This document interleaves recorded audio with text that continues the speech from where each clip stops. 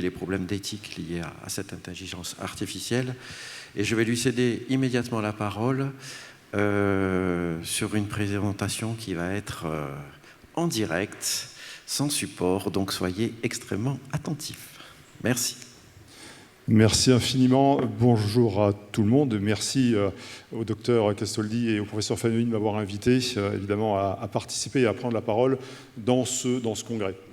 Alors effectivement, il n'y a pas de support, parce que j'aimerais bien que vous vous concentriez sur ce que je vais vous dire. On va essayer de faire ça. Je suppose que vous avez tous cette capacité, donc sans grosse difficulté. Après, il y aura une petite période de questions, donc s'il y a des choses sur lesquelles vous voulez que nous revenions, eh bien, nous y reviendrons avec un immense plaisir. Alors quand j'ai été contacté par le docteur Castoldi pour intervenir, j'ai forcément été extrêmement enthousiaste, puisqu'à chaque fois qu'on me demande de parler d'éthique de l'intelligence artificielle, eh bien c'est toujours un véritable plaisir, et je pense qu'il y a des choses à dire, je pense qu'il y a un certain nombre de choses à aller creuser sur ce sujet, qui est un sujet qui nous, alors j'allais dire qui nous concerne tous, non, il faut garder raison, mais en tout cas qui concerne bon nombre d'entre nous. Et puis dans un second temps, après réflexion, je me suis dit c'est quand même assez audacieux de parler d'éthique à un parterre d'experts du monde médical, parce que l'éthique c'est quand même au cœur de vos activités au quotidien. Alors, j'aimerais qu'on fasse un exercice ensemble, si vous le voulez bien.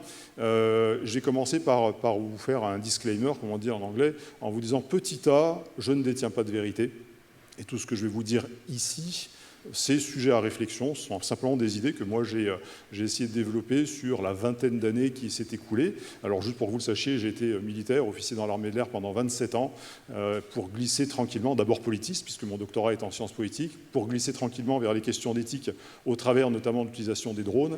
Et puis ensuite, j'ai fait une carrière plus ou moins académique dans un certain nombre de pays, où j'ai travaillé spécifiquement sur les questions d'éthique appliquées aux technologies, et aujourd'hui à l'intelligence artificielle.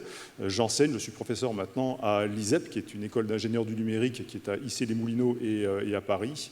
Et puis je suis aussi consultant auprès des entreprises et des organismes publics.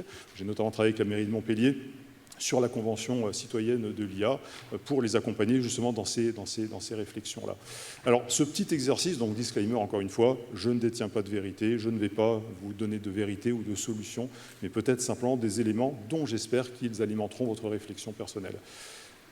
Deuxième chose, qui est un deuxième disclaimer, et je suis navré de vous le dire, mais je ne sais pas ce qu'est l'éthique. Alors, c'est particulier pour un éthicien de dire ça, mais en fait, et peut-être que certains d'entre vous, vous en êtes déjà rendu compte, quand on rentre dans des sujets qui sont extrêmement complexes, et que j'imagine, dans le monde de la pharmacie, dans le monde de la médecine, ça va être le cas également, plus on rentre dans son domaine d'expertise, et plus en fait on se rend compte de l'abysse de notre ignorance. Et en fait, ce que je peux vous dire aujourd'hui, c'est pas que ce que je sais, c'est que je ne sais rien, parce que ça n'est pas vrai, et puis ça n'a pas de sens de dire ça, mais en tout cas, je sais que ce que je sais, c'est une infime particule dans l'immensité des connaissances qu'on pourrait avoir dans le domaine de l'éthique. Donc finalement, je ne sais pas tant que ça ce qu'est l'éthique, c'est mon domaine de compétence, certes, mais je ne peux pas prétendre détenir encore une fois de vérité là-dessus. Et c'est là l'exercice que j'aimerais que nous fassions ensemble, c'est que vous acceptiez à un moment donné, tous et toutes, même si vous travaillez dans ces domaines-là, eh bien de considérer que vous également, vous ne savez pas ce qu'est l'éthique. C'est-à-dire que vous mettiez vos cerveaux sur off, que vous essayez de faire un petit effacement de l'ensemble de ce que vous pouvez penser savoir ou de ce que vous savez sur ce sujet pour repartir un petit peu de zéro.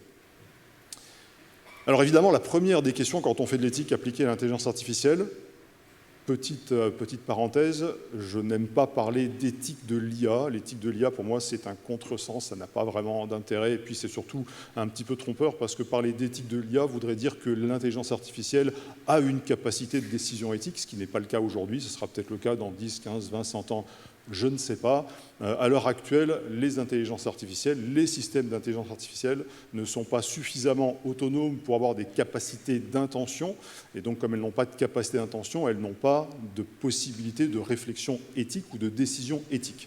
La seule chose que l'on peut faire, nous, êtres humains, c'est évidemment évaluer l'acceptabilité ou la désirabilité éthique d'une action qui a été conduite avec l'accompagnement d'une intelligence artificielle. Mais l'éthique de l'intelligence artificielle n'a pas grand sens, donc on parle essentiellement d'éthique appliquée à l'intelligence artificielle. Quand on parle d'éthique appliquée à l'intelligence artificielle, on a deux problèmes fondamentaux qu'il faut véritablement garder à l'esprit. Le premier, c'est qu'est-ce que l'éthique? Le deuxième, c'est qu'est-ce que l'intelligence artificielle? Et donc là, on a les problèmes de définition. Alors, pour avoir travaillé longuement au Canada, je sais que très souvent, c'était un des reproches qu'on me faisait. On me disait, ah, vous les Français, vous êtes un petit peu des psychopathes de la définition. Oui, peut-être, mais en tout cas, mon expérience auprès des organismes publics comme des organisations privées, c'est qu'à chaque fois qu'on commence à travailler, je travaille avec des grands groupes comme KPMG, comme AXA, comme BP, etc., à chaque fois qu'on se retrouve autour de la table à commencer à discuter de l'éthique appliquée à l'intelligence artificielle, eh bien, on a les différents métiers qui sont présents autour de la table, et puis finalement, chacun a sa définition de l'éthique. Chacun a sa compréhension de l'IA. Donc tout le monde parle d'éthique et d'intelligence artificielle, mais derrière le terme, eh bien, les significations sont extrêmement différentes. Et donc en fait, quand tout le monde parle de la même chose, mais n'a pas la même compréhension ou la même définition, eh bien, ça devient rapidement un brouhaha, ça devient rapidement une espèce de vacarme, et d'une certaine manière, on n'arrive pas à avancer. Donc ce qu'on fait, en règle générale, dès qu'on arrive dans une entreprise, dans une organisation, on essaye de mettre en place ce qu'on appelle un langage commun. Donc il faut définir l'éthique. Ça sera forcément une définition arbitraire, parce qu'il n'y a pas de définition arrêtée de ce qu'est l'éthique. Pour celles et ceux d'entre vous qui sont des passionnés de philosophie, vous le savez certainement, énormément de travaux qui ont été menés sur les questions d'éthique, d'Aristote à Spinoza, mais il n'y a pas de définition à proprement parler, donc la définition elle est toujours arbitraire. Pour ce qui concerne l'intelligence artificielle, je voudrais juste faire une petite parenthèse là-dessus, parce que ça me paraît assez intéressant, et j'aimerais vous dire ce que je partage la plupart du temps dans les discussions que j'ai avec, quand je fais des interventions, ou notamment avec mes étudiants, c'est de partir du principe qu'en fait l'intelligence artificielle, ça n'existe pas. C'est un concept qui a été créé par un monsieur qui s'appelle John McCarthy à l'occasion d'une conférence qui s'appelle la conférence de Dartmouth, qui s'est tenue en 1956. Et en fait, c'est juste une terminologie, on le sait tous ici parce qu'on intervient dans des conférences, c'est une terminologie qui a été créée pour créer un petit peu d'intérêt autour de ce que Alan Turing appelait les machines intelligentes.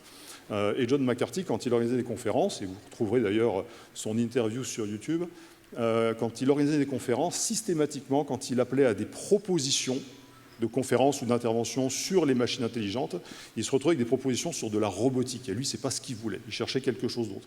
Et donc, il a un petit peu réfléchi avec les autres organisateurs et il a décidé de parler d'intelligence artificielle. Donc, c'est juste un mot qui a été créé pour faire comprendre aux gens qu'il fallait aller au-delà de la robotique et qu'on allait parler de machine intelligence. Mais l'IA, en tant que telle, ça n'existe pas. Il n'y a pas d'intelligence artificielle. Et là aussi, le côté un peu psychopathe des Français sur les définitions, je vous mets au défi de me définir ce qu'est l'intelligence.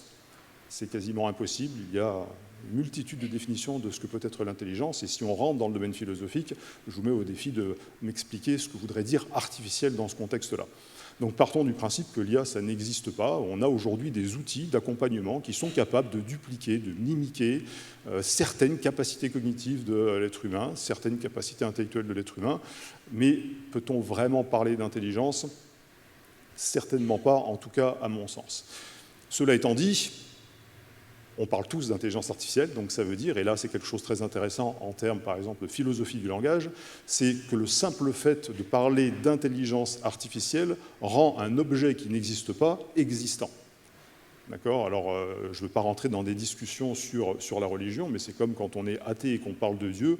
Si on ne croit pas que Dieu existe, eh bien, malgré tout, il existe parce qu'il faut bien en parler. On échange parfois sur des choses dont on pense qu'elles n'existent pas. L'IA, c'est un petit peu le même concept, c'est-à-dire que c'est un terme, concept qui a été inventé, qui est creux, déjà parce que ce n'est pas un concept homogène, il n'y a pas une IA, mais il y a une multitude de systèmes d'intelligence artificielle dans une multitude de contextes, pour une multitude d'usages, d'accord, ça c'est un premier point, mais surtout c'est là parce que ça a été créé symboliquement. Alors je ne sais pas si vous êtes familier des théories du langage, de la linguistique, on peut remonter aux stoïciens si on fait de la philosophie, plus récemment... Peut-être que les gens connaissent plus Ferdinand de Saussure, ou même les travaux de Lacan sur la linguistique. On sait très bien qu'il y a ce qu'on appelle du langage performatif, c'est-à-dire le fait de dire fait que la chose que l'on dit existe. Donc là, je vous invite à réfléchir à cette question de l'intelligence artificielle comme si c'était un objet qu'on pouvait saisir, comme ce micro, et puis se dire, ben, tiens, je prends l'intelligence artificielle et puis je l'intègre dans mes pratiques quotidiennes et je vais pouvoir travailler avec ça. C'est pas du tout comme ça que ça fonctionne. Il n'y a pas d'intelligence artificielle, déjà il y a des systèmes d'intelligence artificielle, et puis intelligence artificielle, encore une fois, très difficile à définir. Revenons donc à éthique, parce que là aussi, évidemment, on est un petit peu à la peine. Évidemment, tout le monde pense à l'éthique à Nicomaque ou l'éthique à Eudème d'Aristote. Tout le monde peut penser à l'éthique de Spinoza. Il y a tout un tas de travaux sur l'éthique qu'on peut trouver ici ou là. Bien évidemment, pour le corps médical, vous avez le serment d'Hippocrate qui contient évidemment des règles déontologiques qui sont une sous-branche de l'éthique. Vous avez l'Ordre national des médecins qui, j'ai potassé un petit peu parce que ce n'est pas mon domaine spécifique, j'ai vu en 2012 qui avait repris ce serment pour en faire un texte, le serment des médecins. Il y a également des chartes déontologiques beaucoup plus globales, notamment qui ont été faites à Genève. Mais on ne sait toujours pas ce qu'est l'éthique. Et si on devait tous se réunir, et si je devais vous demander à chacun et chacune de me donner une définition de l'éthique, il y aurait des définitions qui seraient certainement très proches, indiscutablement, mais il y aurait aussi des définitions qui seraient extrêmement éloignées les unes des autres. Autre parenthèse, et je reviens à cette question de l'éthique, j'ai la chance, j'ai l'immense privilège de travailler aussi à l'international. J'étais il n'y a pas moins de 2 semaines en Arabie Saoudite pour travailler sur la charte sur l'IA du monde islamique. Et c'est là aussi où on s'aperçoit que quand on parle d'éthique, c'est très très difficile de savoir de quoi on parle exactement. J'ai travaillé pour Huawei, grande compagnie chinoise. Là aussi, les concepts d'éthique sont un petit peu différents de ce que nous on peut connaître. Je travaille beaucoup avec le Brésil, avec le Maroc.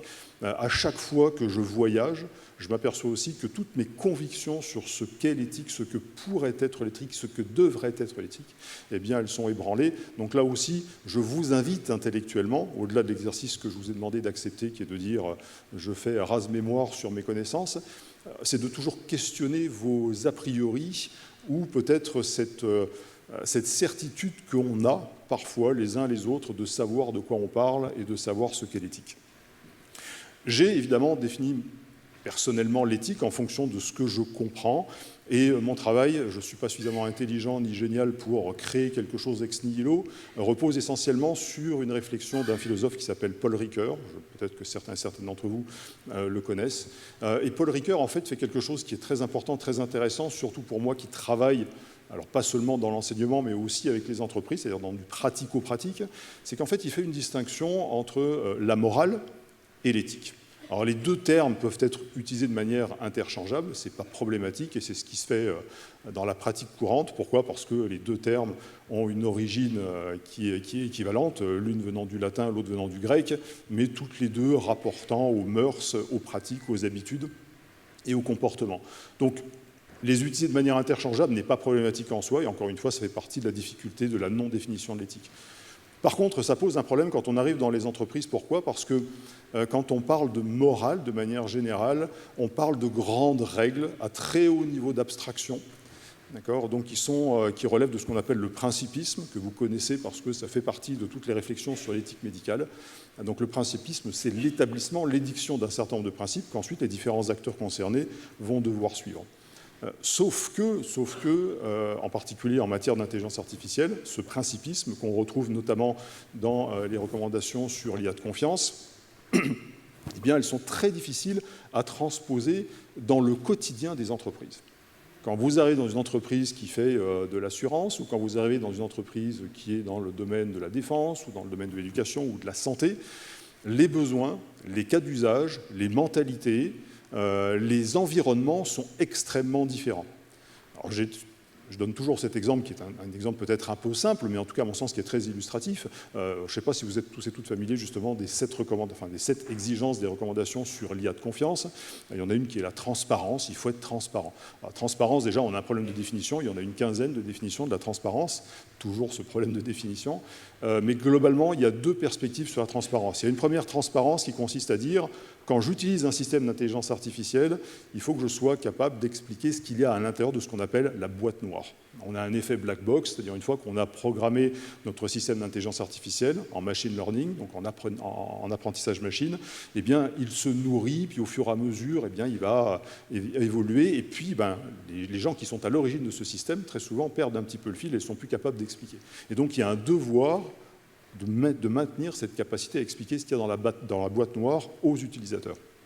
Et puis, le deuxième versant de la transparence, c'est quand vous interagissez, et on le fait très régulièrement à travers, par exemple, de chatbots quand on va en ligne, il faut toujours informer l'utilisateur qu'il est en conversation ou qu'il est en échange ou en interaction avec un système d'intelligence artificielle et non pas un humain.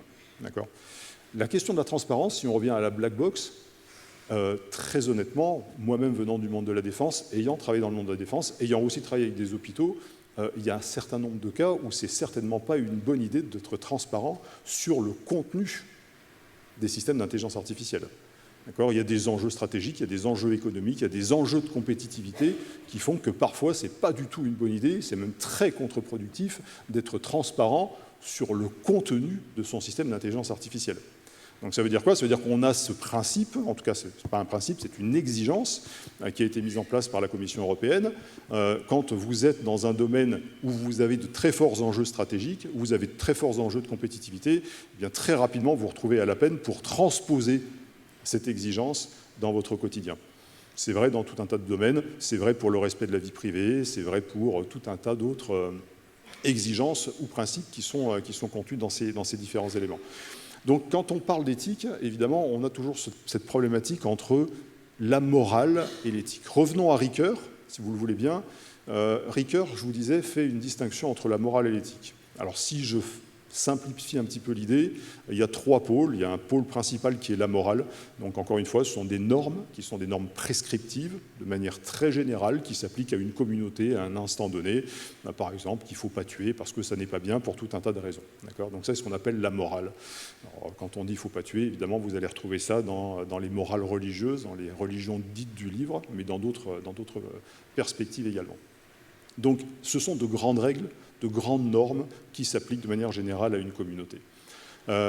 Avant ça, vous avez ce qu'on appelle la métamorale, ou l'éthique antérieure, donc l'éthique au singulier, qui consiste, elle, à étudier la finalité de ces normes morales et leur construction.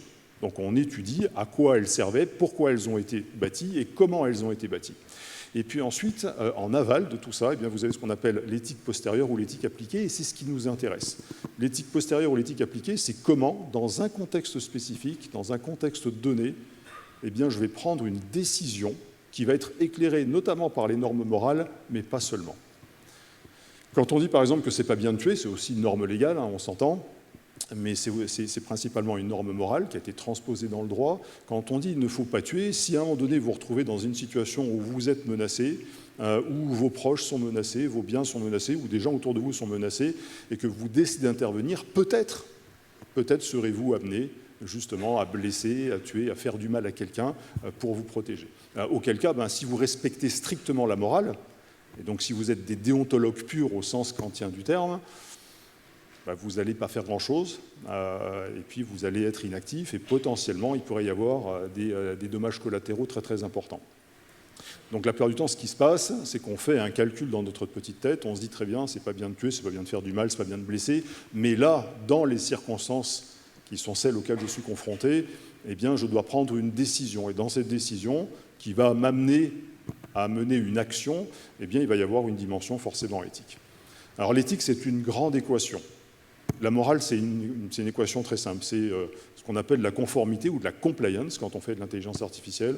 C'est est-ce que je rentre dans les clous ou est-ce que je ne rentre pas dans les clous? Est-ce que je respecte la norme ou est-ce que je ne respecte pas la norme? C'est relativement dichotomique. Alors, ça n'est pas que ce soit simple, mais c'est relativement dichotomique. Et l'éthique, c'est une très longue équation dans laquelle vous avez la norme morale, mais vous avez aussi la norme légale, vous avez des enjeux parfois de ressources humaines, vous avez des enjeux économiques, vous avez des enjeux de sécurité, vous avez tout un tas d'éléments que vous allez mettre bout à bout, et après ce petit égal, vous avez une décision à prendre et vous avez une action à mener. D'accord ? Et l'éthique n'est qu'un terme de cette longue équation. Et dans cette longue équation, chacun des termes, nous allons les uns et les autres, individuellement ou collectivement, les pondérer. À titre d'éthicien, il est clair que généralement, j'essaye de pondérer un maximum l'éthique, en disant l'éthique, c'est super important. Mais quand je travaille dans les entreprises, très souvent, j'ai le pôle business qui me dit l'éthique, c'est super important, mais nous, le business, c'est ce qui nous fait vivre, c'est ce qui est très important, c'est notre horizon à nous, on a besoin d'innovation. Donc, limitons un petit peu les contraintes éthiques, on en a suffisamment dans le domaine normatif, limitons nos contraintes éthiques et pondérons de manière un petit peu supérieure, peut-être, la partie innovation et la partie business.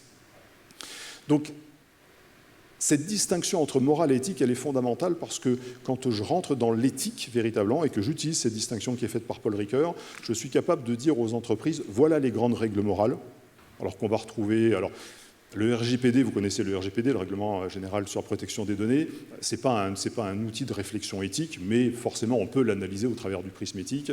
Les guidelines sur l'IA de confiance contiennent un certain nombre d'éléments éthiques. Et puis très récemment, vous avez peut-être entendu parler de l'Intelligence Artificial Act, donc, qui est là pour réguler, au travers de 4 niveaux de risque, évidemment, l'utilisation de ces systèmes d'intelligence artificielle.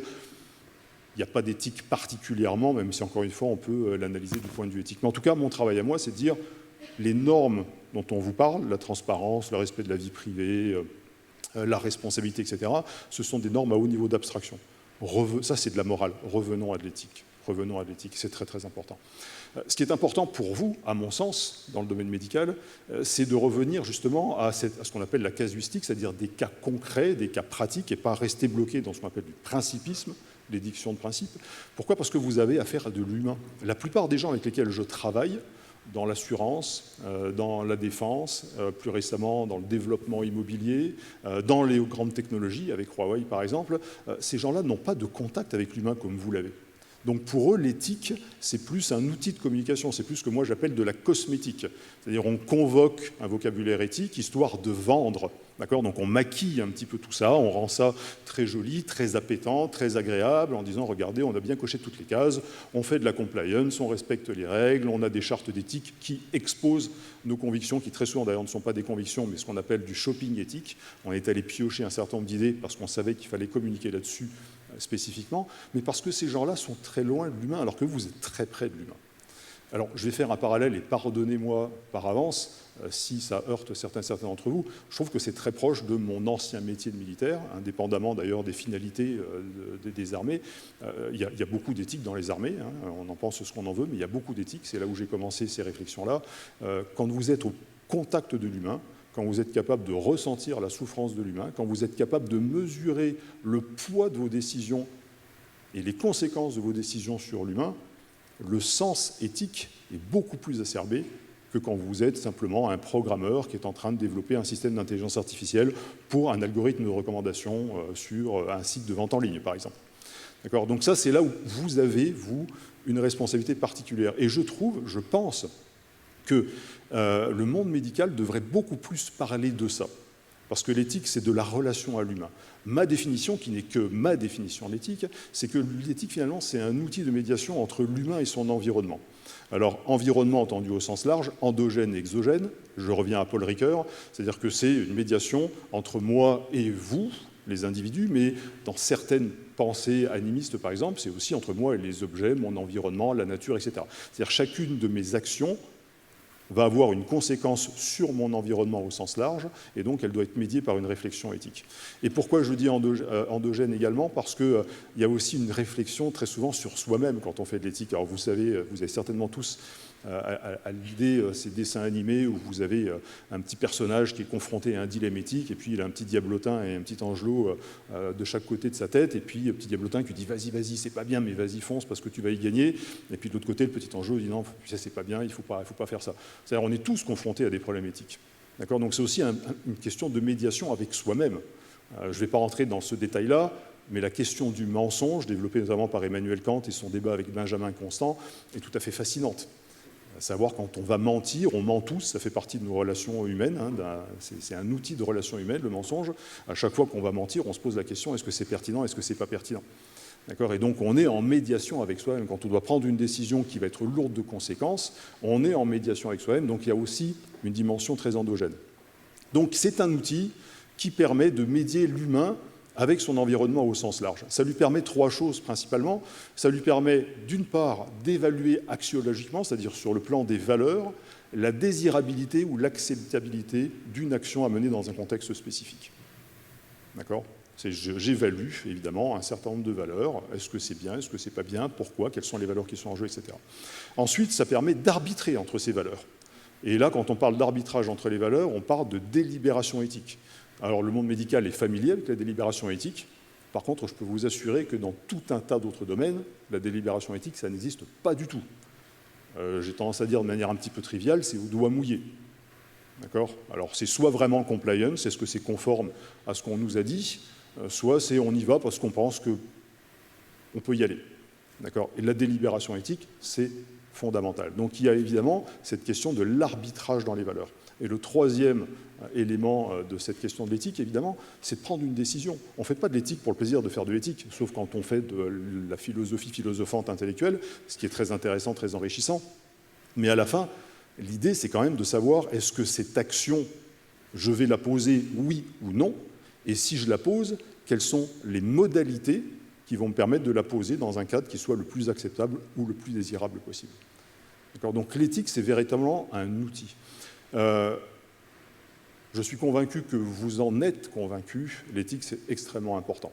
Donc je parle devant un public de convertis, je n'ai pas de souci avec ça. La plupart du temps, ce n'est pas le cas. La plupart du temps, les gens disent l'éthique, c'est important parce qu'on leur a dit l'éthique, c'est important. Et donc là, on est dans une logique qui est complètement différente. Donc je pense que le monde médical devrait beaucoup plus se prononcer sur ces questions d'éthique appliquée à l'intelligence artificielle parce que, comparativement à la grande majorité des autres domaines d'activité, vous êtes au contact de l'humain. Vous êtes au contact de cette médiation entre vous-même quand vous devez faire un choix, quand vous devez prendre une décision qui sera lourde de conséquences pour un patient, pour sa famille, et même pour vous-même psychologiquement, mais aussi quand vous prenez évidemment une responsabilité vis-à-vis de vos patients ou des gens avec lesquels vous allez interagir. Donc vous avez une spécificité qu'il faut faire valoir, qu'il faut faire connaître. Pour l'heure, en éthique de l'intelligence artificielle, la seule chose qui nous vient du domaine médical, c'est le principisme. Alors peut-être que vous connaissez les travaux de Beauchamp et Childress sur l'éthique médicale avec les 4 grands principes de l'autonomie, la non-malfaisance, la bienfaisance et puis la justice ou l'équité. Donc ça, ce sont 4 grands principes qu'on a essayé d'extraire en se disant on va l'utiliser aussi dans l'intelligence artificielle, sauf que ça ne marche pas, sauf qu'encore une fois, c'est à trop haut niveau d'abstraction, c'est trop spécifique à un domaine d'activité qui est le domaine médical. Et là aussi, le problème, c'est que comme la majorité des gens n'ont pas ce sens aigu de ce qu'est l'éthique, ils absorbent les mots, ils les font leurs et ils les recrachent. Alors, dans le jargon d'intelligence artificielle, on parle souvent, je ne sais pas si vous êtes familier de ça, de perroquet stochastique. Je ne sais pas si vous avez entendu parler de ça pour ce qu'on appelle les systèmes d'IA génératifs type ChatGPT ou Claude, etc. Un perroquet stochastique, c'est quoi? En fait, c'est un système qui va calculer, vous savez comment fonctionne, vous posez une question, ce qu'on appelle un prompt sur ChatGPT, il vous donne une réponse, mais il ne vous donne pas une réponse en fonction d'un savoir, il vous donne une réponse en fonction d'un calcul de probabilité de quel est le token, c'est-à-dire la partie de mot ou le mot suivant le plus probable qu'il faut mettre pour faire une réponse qui tienne la route. Donc c'est simplement du calcul de probabilité. Et donc on se retrouve avec des gens, et moi je me retrouve avec des gens, très honnêtement, qui très souvent sont des perroquets stochastiques. C'est-à-dire vous leur posez une question et ils se disent, en fonction de qui ils ont en face d'eux, ok, quel est le discours que je dois tenir? Quels sont les mots que je dois utiliser? Et très souvent, ce qu'ils font, c'était ce shopping éthique, ils vont récupérer les mots qu'ils ont entendus 1000 fois dans leur domaine, et puis ils les répètent, ils les répètent et les répètent. Plus d'esprit critique, plus de réflexion sur l'éthique, on est simplement dans de la répétition, dans du verbiage, c'est ce qui se passe la plupart du temps dans les entreprises. L'idée pour moi, ce n'est pas de blâmer les entreprises ou de blâmer les relations publiques, c'est pas ça. L'idée pour moi, c'est d'alerter sur le fait qu'on a tous cette tendance à répéter des choses dans des domaines qu'on ne maîtrise pas, qu'on a entendus. Voilà, ce qu'on appelle, vous savez, les ultra-crépidariens, je ne sais pas si vous êtes familier de ce terme, c'est-à-dire ces gens qui se prononcent sur des choses dont ils ne savent rien, mais dont ils pensent savoir des choses. Donc des gens qui se prononcent sur l'éthique de l'intelligence artificielle sans savoir ni ce qu'est l'éthique, ni ce qu'est l'intelligence artificielle. Ce qui manque, c'est vraiment des gens qui ont un sens, encore une fois, pas un savoir philosophique sur l'éthique, pas nécessairement une connaissance précise de ce qu'est l'éthique, mais un sens de ce que veut dire le mot éthique quand on traite de l'humain. Et ça, c'est très très important. C'est très important pour vous, d'autant plus qu'avec l'intelligence artificielle, un certain nombre de métiers aujourd'hui sont impactés, sont potentiellement d'ailleurs menacés. J'intervenais la semaine dernière devant un parterre d'acteurs publics. C'était assez intéressant parce que je trouve qu'en France, et pas qu'en France, mais en particulier en France, il y a vraiment une espèce de tropisme où il faut de l'IA, il faut y aller, foncer, l'IA, pas d'inquiétude, l'IA c'est génial, l'IA c'est productivité, l'IA ça va vous décharger des tâches qui sont fatigantes, qui sont inintéressantes, à basse valeur ajoutée, etc. Donc il y a véritablement un discours très technosolutionniste, très pro-IA, qui manque de profondeur et qui manque de réflexion.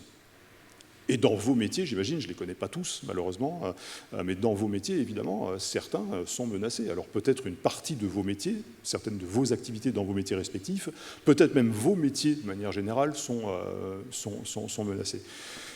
Alors, c'était un panel et j'avais une dame d'une grande entreprise à côté de moi qui disait non, non, c'est pas vrai, l'IA ne remplacera jamais personne, l'IA c'est là pour l'accompagnement. Donc ça, c'est vraiment pour le coup, c'est vraiment du discours bien pensant.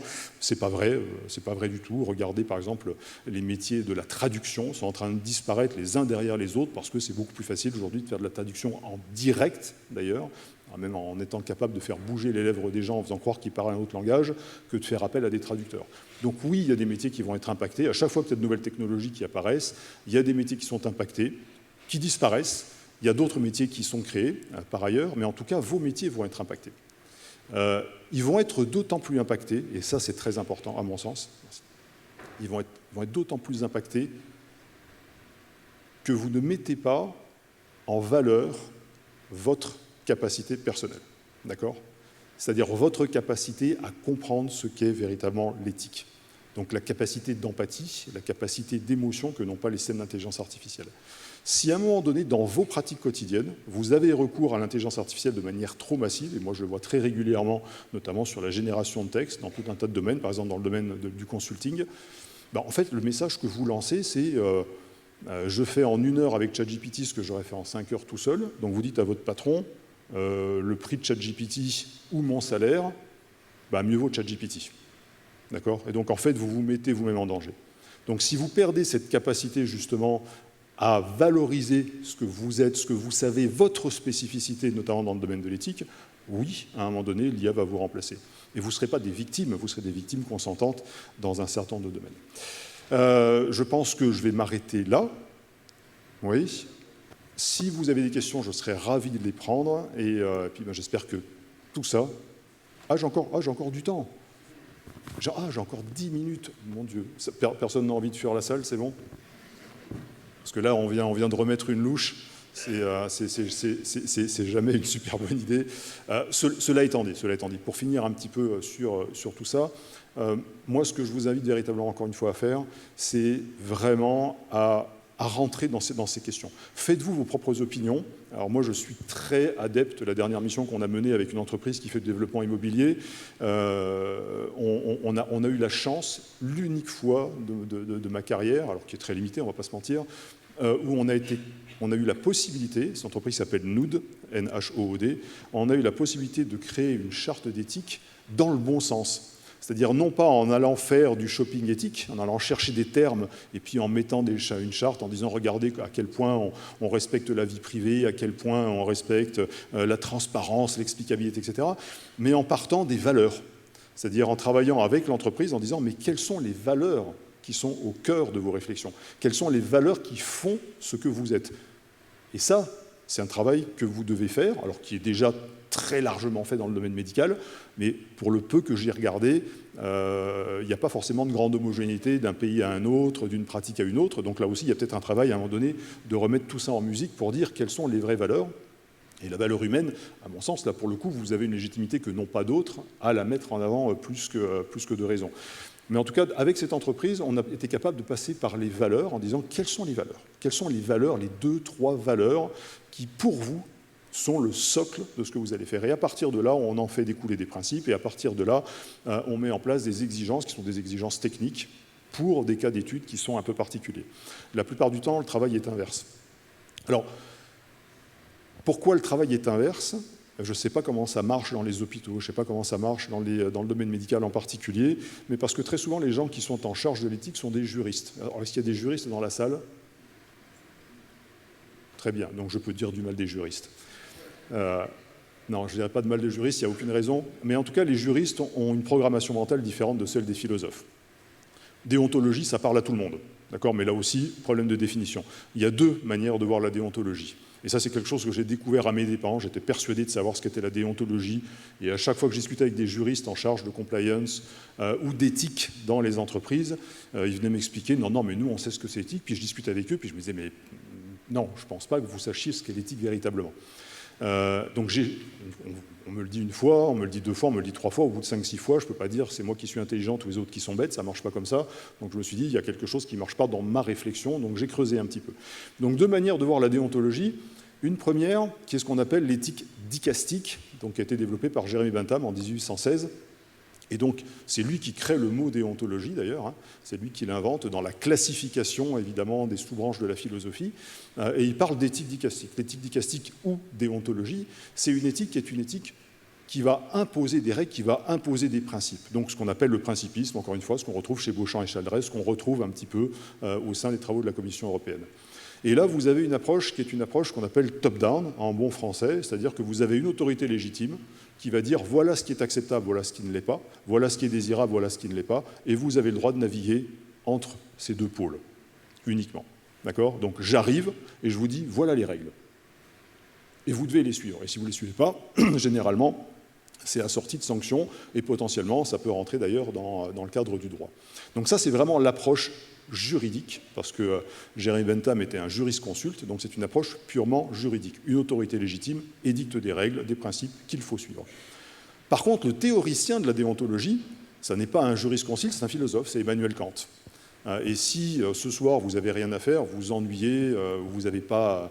Votre cerveau n'a pas suffisamment fonctionné pendant ce congrès, eh bien, cette nuit, vous pouvez toujours lire la métaphysique des mœurs et vous comprendrez ce qu'est la déontologie d'un point de vue kantien. Et là, l'approche est complètement différente. C'est une approche bottom-up, toujours en bon français. C'est-à-dire qu'Emmanuel Kant fait partir la déontologie de l'individu. Je suis un individu et j'ai ce qu'on appelle une capacité de volition, c'est-à-dire une capacité de vouloir autonome, indépendamment de mon environnement. Je suis capable de vouloir des choses ou de ne pas vouloir des choses. J'ai une volition. Je suis autonome dans la capacité de penser. On peut débattre de la réalité de ce fait, mais en tout cas, la base de départ, c'est ça. À partir de là, comme j'ai cette capacité de volition, j'ai la capacité de me donner à moi-même des règles, des normes, des lois. D'accord ? Je vais me dire, par exemple, eh bien, de manière complètement autonome, j'estime que je n'ai pas à dire toujours la vérité. J'estime que je dois mentir parfois, ou au contraire, j'estime que je dois respecter les personnes les plus âgées. Bref, peu importe, je me donne à moi-même des normes et des règles. Ensuite, si cette règle que je me suis donnée à moi-même, elle passe ce qu'on appelle le test d'universalisation, c'est-à-dire si je considère que cette règle pourrait être utile de manière universelle et qu'elle serait pertinente de manière universelle, à ce moment-là, et seulement si elle passe le test d'universalisation, elle devient ce qu'on appelle un impératif catégorique qui revient au principisme, qui revient à l'éthique dicastique. D'accord ? Donc à ce moment-là, je vais avoir une grande norme qui est une norme universelle. Mais il faut partir de l'individu qui se donne à lui-même une règle, qui va tenter de voir si elle est universalisable, si c'est pertinent, pour ensuite en faire une norme, un impératif catégorique, qui sera une norme beaucoup plus générale. Alors pourquoi c'est important ça ? Parce que vous voyez bien que quand vous êtes dans une entreprise, ou même quand vous êtes chef de service, je vais dans un hôpital, et puis moi, quand j'étais militaire, vous avez votre chef qui vous dit les règles c'est ça, des fois vous n'êtes pas forcément en accord avec les règles, vous, à titre personnel. On en revient à ce dilemme éthique endogène, vous contre vous-même, en train de vous dire, oula, il est en train de me demander de faire ça, mais c'est pas génial. Avec l'intelligence artificielle, ça peut être le cas. Des fois, on va vous dire, mais utilise ChatGPT, ça va aller plus vite. Oui, ça va aller plus vite. Oui, on va peut-être répondre plus rapidement à la demande du client, peut-être plus efficacement, j'en sais rien. Mais je ne suis pas très chaud parce que je sais quelles sont les conséquences, parce que je sais ce qu'il y a derrière ces systèmes, etc. etc. Donc ça veut dire quoi ? Ça veut dire si j'arrive, moi, en vous disant « fais ça, c'est la règle », d'une certaine manière, je vous tue votre esprit critique, je vous interdis de vous autodéterminer, je tue votre autonomie, je vous interdis d'être ce que Nietzsche appelle un libre penseur. Alors, il y a des gens qui l'acceptent. Vous savez comme moi que le conformisme fait partie des relations humaines, donc parfois on se conforme. C'est normal, il n'y a pas de souci. Par contre, si vous êtes plutôt dans la logique kantienne, ça veut dire quoi ? Ça veut dire, à un moment donné, quand on va vous donner des règles, eh bien, vous allez les questionner. Pas les questionner pour le plaisir de questionner, pour dire, regardez, moi je suis intelligent et j'ai eu la métaphysique des mœurs, mais surtout pour dire, je suis un individu qui a une responsabilité, qui va prendre une décision, ma responsabilité éthique, voire légale, va être engagée. Je ne veux pas vivre, moi, avec quelque chose qui pourrait être extrêmement coûteux psychologiquement pour moi. Je ne veux pas vivre avec quelque chose que j'aurais fait et que je pourrais regretter. Et je ne veux surtout pas vivre avec quelque chose que j'aurais fait et qui pourrait coûter à d'autres. D'accord ? Mais ça demande un véritable effort. Et ça aussi, Nietzsche nous le dit. Il nous dit, ça n'est pas sans danger. D'accord ? Ça n'est pas sans danger que de dire la vérité, que de se dire à soi-même la vérité et que de prendre ses responsabilités. Et là, encore une fois, et je suis désolé si je vous passe un peu de pommade, mais je pense que c'est légitime et je pense que c'est très pertinent, dans le domaine médical, plus que dans d'autres domaines dans lesquels j'ai travaillé, vous avez cette pertinence. Vous avez cette pertinence à dire « je suis conscient de ma responsabilité, nous sommes conscients de notre responsabilité collective ». Je référence à Hannah Arendt sur la responsabilité individuelle ou collective. Nous avons cette responsabilité de ne pas simplement être des exécutants, ou comme disait Hannah Arendt d'ailleurs, des rouages dans un immense système. Parce que c'est trop facile de dire « ah mais on m'a demandé de le faire, mon patron m'a dit de le faire, mon chef m'a dit de le faire ». Alors dans l'armée c'est très facile, dans un certain nombre d'environnements c'est très facile, mais il y en a d'autres où c'est pas forcément pertinent. Donc je vais finir là-dessus, peut-être, parce qu'à un moment donné il faut quand même s'arrêter.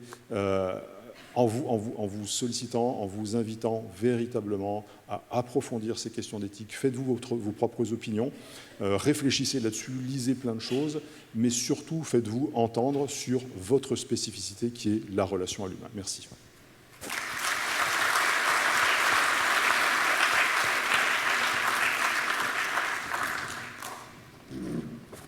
Merci beaucoup, c'était très intéressant, passionnant. Bon, moi, j'en retire deux, trois choses. La première, que l'éthique, c'est une somme de plusieurs facteurs pondérés, alors, et avec des niveaux de pondération qui probablement sont en fonction de chaque groupe, de chaque situation, de chaque domaine dans lequel il s'applique. C'est également un sujet qui finalement n'est pas très différent de ce que l'on fait déjà.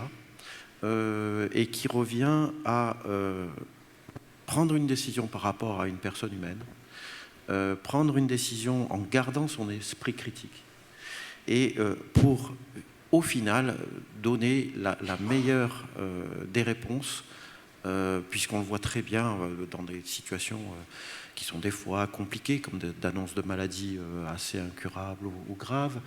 Est-ce qu'on a besoin à chaque personne de donner tous les éléments, de donner tous les détails, de donner toutes les situations, de ne pas laisser certaines fois soit les mettre dans des situations qui vont permettre une compréhension bonne de la maladie et peut-être une adhésion meilleure avec des risques derrière limités, ou au contraire laisser un peu d'espoir, laisser un peu de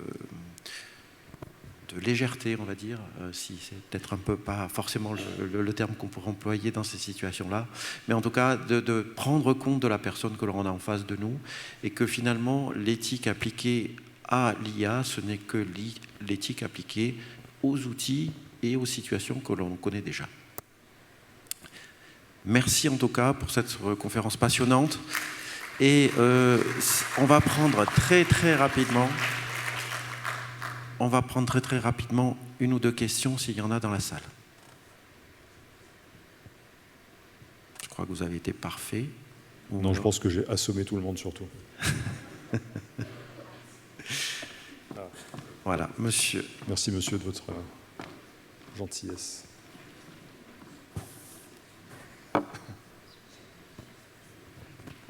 Merci pour ces notions très éclairantes.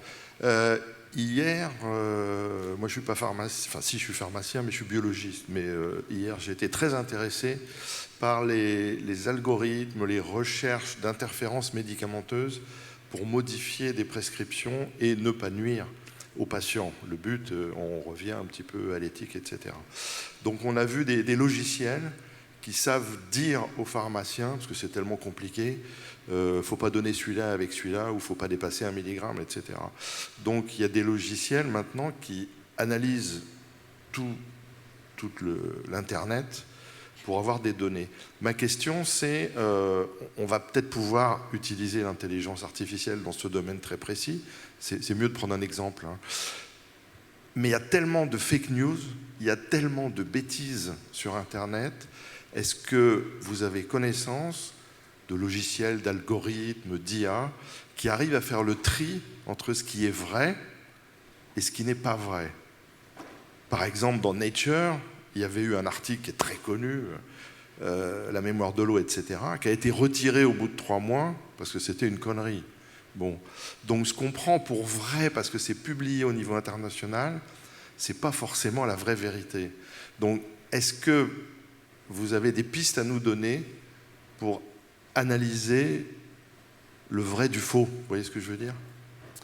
Alors, c'est une question fascinante, déjà sur la vérité, le vrai, qu'est-ce que le vrai? Je vous invite à relire Platon là-dessus. Mais en tout cas, non, il n'y a pas d'outil qui permet de vous garantir la véracité de ce qui vous est fourni par un algorithme. En fait, la pertinence ou la précision des informations qui sont fournies par un algorithme va dépendre de ce qu'on appelle le dataset, c'est-à-dire la base de données qui a été utilisée. Alors la base de données, ça peut être effectivement une base de données ouverte, ça peut être l'Internet de manière générale, mais ça sous-entend un certain nombre de biais. C'est-à-dire que l'essentiel, la grande majorité des publications que vous avez sur Internet sont des publications qui sont très orientées, qui sont biaisées, qui peuvent être effectivement fausses, qui ne représentent pas la diversité culturelle du monde, qui ne représentent pas la diversité de l'humanité. Donc quand vous faites ce choix d'aller sur des bases de données ouvertes, généralement vous avez, dans les écoles d'ingénieurs, il y a des formations pour ça, des gens qui sont là pour trier au mieux possible les données et donc de ce qu'on appelle nettoyer les bases de données, d'accord, pour faire en sorte que ces bases de données soient les plus précises. Mais ça ne garantit pas la véracité ou la vérité de l'information. D'accord, ça garantit peut-être une probabilité de précision. Donc ça va s'arrêter là. Après, effectivement, ça peut être très utile dans un certain nombre de cas parce que l'être humain n'est pas capable de traiter la masse de données que va traiter un système d'intelligence artificielle. Donc des fois, ça peut aider. Mais il faut toujours garder une chose, et c'est le seul conseil que je pourrais vous donner, on a parlé d'esprit critique, vous avez rappelé la question de l'esprit critique, c'est ne prenez jamais une réponse d'un algorithme ou d'une IA générative comme de l'information. Prenez-le comme une donnée. Vous êtes des experts dans votre domaine, vous avez une nouvelle donnée qui vous est fournie par un système d'intelligence artificielle, à vous de faire des inférences avec d'autres données que vous avez acquises dans votre formation, au travers de votre expérience, que vous allez acquérir dans vos échanges avec vos collègues. D'accord ? Ne prenez jamais ce que vous dit un système d'intelligence artificielle comme une information. Parce que si vous faites ça, vous prenez le risque de dire « je délègue » et je fais comme veut le système d'intelligence. Sauf que quand il se trompe, le système d'intelligence artificielle, et s'il y a derrière des conséquences graves, légales, il va y avoir une enquête, on va remonter la chaîne de responsabilité, vous serez dedans. Et vous n'avez pas envie de ça, et en plus, vous aurez, un problème d'éthique, parce que vous direz, bon sang, c'est de ma faute si. D'accord ? Donc ne prenez jamais ce que vous dit un système d'intelligence artificielle, aussi précis, aussi pointu soit-il, comme de l'information, mais purement comme une donnée supplémentaire dans l'immense quantité de données de votre expertise. D'accord, mais il n'y a pas d'outil qui permet, et c'est une des craintes qu'on a aujourd'hui, c'est qu'effectivement il y a de plus en plus de fausses données. Vous avez ce qu'on appelle aujourd'hui des données qui sont des données synthétiques, c'est-à-dire qui sont créées par les systèmes algorithmiques eux-mêmes, d'accord, et donc qui viennent se mélanger aux données dites réelles, c'est-à-dire qui sont extraites de la vie réelle, et donc de plus en plus, ça va de plus en plus vite, ces données synthétiques sont de plus en plus massives, viennent écraser. Vous avez certainement tous vu cette image du Saint-Père en doudoune blanche. D'accord, peut-être que dans 4, 5, 6 ans, tout le monde s'imaginera qu'il est tout à fait normal que le pape se balade en doudoune blanche, parce que ce sera devenu quelque chose de vrai, puisque ça existe dans la base de données, alors que ça ne représente pas une réalité vraie dans le vrai monde. Vous voyez ce que je veux dire ? Donc il n'y a pas de solution miracle, si ce n'est votre esprit critique. Merci beaucoup, on va conclure, et je vous propose, si vous avez encore des questions, de poser là en off les questions à Emmanuel Goffi, et je vous invite à rejoindre l'expo. Les corners vont aussi démarrer dans quelques minutes. Merci en tout cas pour votre écoute attentive et votre implication sur ce sujet. Merci.